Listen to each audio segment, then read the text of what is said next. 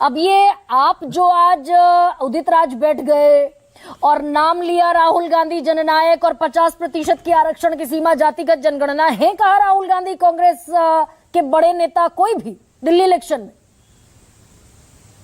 तो क्यों नहीं, राहुल गांधी ने इलेक्शन का आगाज सीलमपुर से अपनी बहुत बड़ी रैली से किया है। और उसके बाद दिल्ली में बहुत सारे उनके प्रोग्राम्स अभी लगने शुरू हो जाएंगे। सारे रद्द हो गए। 12 जनवरी के बाद 3 प्रोग्राम थे, सब खत्म हो गए।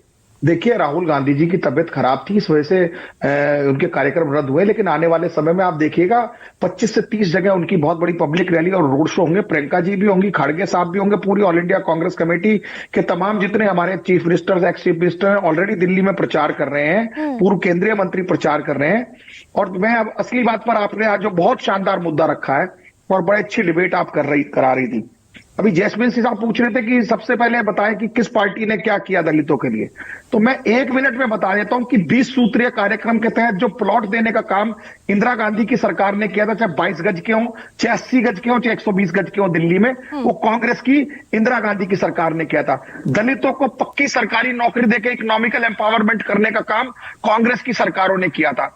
दलितों को जो SC/ST सब प्लान कॉम्पोनेंट प्लान था, जिसके तहत बजट का 15% जो बजट है वो दलितों पर खर्च हो रहा था, जो कि आम आदमी पार्टी सरकार ने घोटाला गबन करके वो डाइवर्ट कर दिया, ये भी कांग्रेस की सरकार ने किया था।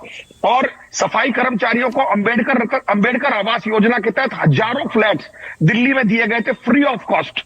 इसके अलावा राशन की दुकानें, तेल के डिपो, गैस के गोदाम, कोयले की टाल, पेट्रोल पंप, बस के परमिट, तमाम दिल्ली SC/ST फाइनेंशियल कॉर्पोरेशन के तहत कांग्रेस की सरकारों ने दिए जाते थे, जो कि आज के समय में अरविंद केजरीवाल की सरकार में DSF/DC डिपार्टमेंट का भट्टा बैठ गया है। तो हरनाम सिंह सिमटते नहीं, 1 सेकंड हरनाम सिंह भाई, ऐसा क्यों हुआ फिर कि सारे दलितों ने हाथ झटक लिया 30 की 30 सीटों पर? 12 सीटें तो एक मुश्त चली गई आम आदमी पार्टी के खाते में, और 60 से 70% का वोट बैंक है उन सीटों पर। हाँ, ये इसलिए गया कि अरविंद केजरीवाल ने बहुत सफेद झूठ बोला। अरविंद केजरीवाल ने अपनी ही कॉन्स्टिट्यूंसी में वाल्मीकि मंदिर से पहले नारा दिया कि मैं वाल्मीकि समाज की जो सफाई कर्मचारियों की झाड़ू लेकर आपकी मदद करूंगा। जितने सरकारी फ्लैट वाल्मीकि सदन में है, गांधी सदन में है, लाल बहादुर शास्त्री सदन में, जो सरकारी NDMC के फ्लैट थे, इन्होंने कहा सारे फ्लैट मैं आपके नाम कर दूंगा। अपने मैनिफेस्टो 15 के में भी और 20 के में भी इन्होंने क्लियर कट लिखा। 11 नंबर इनका कॉलम है, आप खोल लीजिए, अभी निकलवा लीजिए अपने PCR से। 11 नंबर इन्होंने मैनिफेस्टो में कहा पिछली बार अपने पॉइंट में कि दिल्ली के सफाई कर्मचारियों को मैं पक्की नौकरी दूंगा। और 10 साल हो गए कॉन्ट्रेक्चुअल पर इनके दिल्ली सरकार के मातहत भी और निगम में भी। आज भी कर्मचारी, कच्चा कर्मचारी, कॉन्ट्रेक्चुअल कर्मचारी सड़ रहा है और उसका ठेकेदार जो है शोषण कर रहा है। नहीं, लेकिन तो जितना बेनिफिशियरी क्लास है उसका अधिकांश दलित वोटर है आम आदमी पार्टी का। बेनिफिशियरी क्लास को तो कांग्रेस भी डिनाई नहीं कर सकती।